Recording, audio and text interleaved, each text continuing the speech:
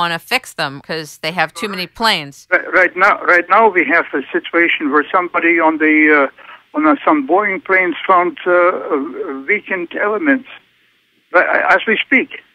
It's in the news. So it's a question of money, and it's a question of priority. People know that they have something that's not working, not been tested. Normally, I wouldn't do this because I don't have a political show, but you're making mention this morning I saw on your YouTube channel that the judge in, is it Louisiana? Yes. Is not allowing the moratorium on drilling. Well, the judge issued an injunction, of course, and Obama, fearing that we may have another similar problem, is going to appeal it. An injunction against the moratorium. Right. I understand that people in Louisiana and, of course, in the entire Bay Area, of course, need jobs, of course, and they are really, really affected by this particular current problem. The other side, of course, is if we have another blowout like this one here, then, of course, we lose more jobs. So I'm not in favor of one or the other side. What bothers me here is, and that would have been very simple to solve, the judge disclosed in the 2008 disclosure report 10 pages of his investments he owns in shares and stock of corporations. He has dozens of investments in offshore drilling-related businesses, including Transocean, and he used to have, but no longer has, in Halliburton. He got rid of that one. KBR, which is a subsidiary of Halliburton, he still has. And so it goes on. I mean, look, the code of conduct for federal judges is very clear about it. If you have a conflict of interest, you have to recuse yourself. There are sufficient other judges there who can handle the same thing without having a conflict of interest. Wouldn't you say that many judges invest in companies and may invest in companies in their local area, not just national or international, but they invest in a multitude of companies, probably have people that give them high-level guidance? Should they not be a judge because they happen to have investments? I mean, is it always a conflict of interest? Or is it serendipity? If a judge gives a guidance to a company, he or she cannot take a case concerning that company. Okay, I get that. It's very simple. I get that. Now, in this particular case, I mean, you are quite correct. About half of Louisiana judges have investments in offshore drilling companies. There's going to be a propensity or a sway in terms of their investment profiling and their preferences.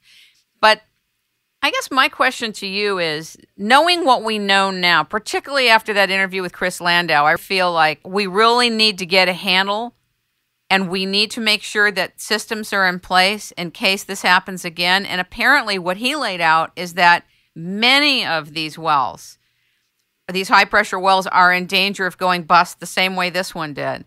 He did not give a pretty picture of the state of security with the way things are. I would agree. I think Obama is being prudent by not allowing the drilling, and I just think it's too grave to play now. We need to solve the issue of cementing that Halliburton hasn't solved, but maybe others could contribute to that. It's interesting how we could be so advanced as to have nanotechnology, but we can't handle a proper cementing for in the water, for oil. And we have to call upon Cameron to have the blowout preventers tested by second and third party people verifying things. But I think everybody has to be accountable on a whole systems level for this. And unless these checks and balances are done, I think all oil drilling should stop. By the way, if there's a moratorium on all oil drilling, unless these precautions are solved, believe me, it'll happen very fast. Because there's a demand calling in, a supply of working blowout preventers, of effective cementing. And I know that these companies are so huge and have such huge plans for their growth that they will be motivated to work with effectiveness and speed to get it done. I agree with you. But until there's a call and literally all drilling across the world is stopped, until they can verify, and not just they verify, you have checks and balances of 3 and 5 different types of groups verifying, then everybody's ready to go drill. That's a different scenario. But I think we have to really take a whole systems approach, an environmental approach that's sound, that's based in reality, and not in dreaminess with how much oil we can get out of the ground or the sea, but with practical reality. And this is an example of the arrogance that comes with not feeling like an organization like Cameron or Halliburton, or any of them for that matter, Transocean, the arrogance that they don't have to make it happen because they've never been called to make it happen. But they're capable of making it happen. They're huge. They're capable of a lot of things, both good and bad. But really the call now is that they must do it. And if they don't do it, then maybe they have to be forced to use other organizations' blowout preventers, other organizations' cementing. And maybe there's a way to verify whether they use it or not. That's how you invoke a whole systems change. You don't allow these parts in the system anymore until they're effective and verified by outside sources, and every single one that's effective is tagged. They can't put in stuff that's not part of this new cadre of effective blowout preventers or effective cementing. Does that make sense? Makes sense. I'm working on a project at the moment you may not like. How do you know I won't like it?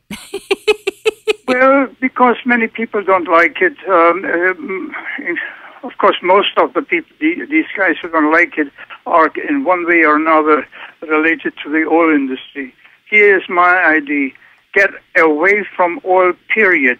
We can, virtually every car manufacturer has a prototype ready for production that runs on hydrogen, okay? The only problem so far, these cars have not been introduced on a larger scale, right, because we don't have a hydrogen infrastructure. You see, I am working on a project as we speak, which does not require an infrastructure. In fact, I'm working on a small home-based hydrogen generator, which during the daytime, using solar energy, creates sufficient hydrogen to have your car running for 250 miles. Wow, that's great. Now, if BP, by the way, in Los Angeles, on the airport Los Angeles, already has a station, a gas station, which provides hydrogen. So, look, the idea is everybody comes up with and argues about global warming. I don't even discuss global warming because our dependence on hostile nations for oil is a threat to our national security. It is as simple as that. Remember 2008 when we had $4.50 gasoline? We're almost back there now in Los Angeles. All right, so let's get rid of the oil and have the car makers on. And by the way, I'm talking to a couple of them.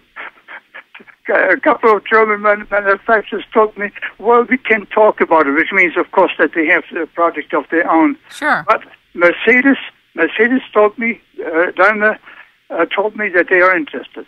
So I'm working. Oh, that's great. Well, I don't know why you said I wouldn't like your idea. I think it's a great idea. I mean, I just think practically that the oil companies are not going away. Their efforts are not going away. And unless they saw something is fruitful to them in another type of venture, they wouldn't be attracted to it. But I think we're in a global systemic transition, and that everybody has to operate responsibly on a whole systems level. They don't get to do their stuff as if they're in their own bubble.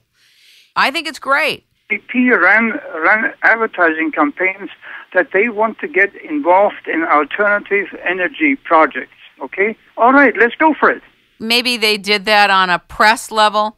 Right now, in the state of this emergency, maybe it's a catalyst and maybe it's part true, but maybe it's also part of their PR propaganda. We don't know that. It could be a mixture of both. It's not that it's too little too late, but we have the technology, we have the forensics, we have a way. Chris Landau explained to us exactly what has to happen to plug these up and how it has to happen to all of the wells, not just this. That there are other ticking time bombs, if you will. I really want to thank you for sharing about the other companies, subcontracting, and I really think it's important to understand that this is a multifaceted